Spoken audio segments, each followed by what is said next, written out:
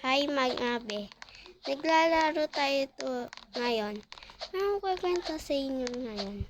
Alam mo ba sa school namin, merong isip bata sa school namin talaga.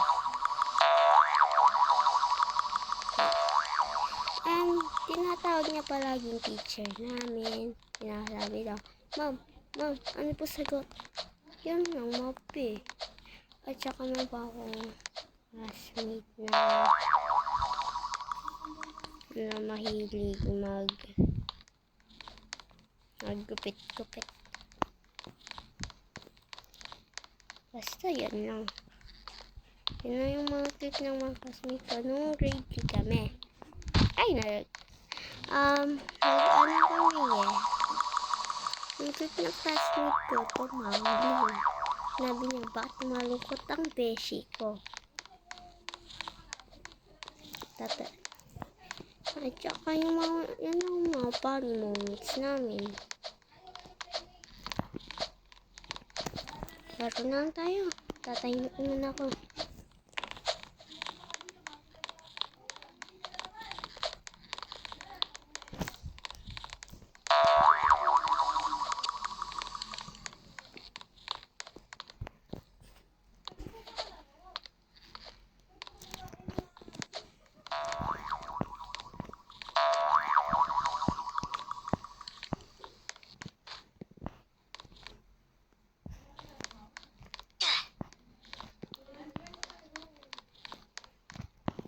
Hello.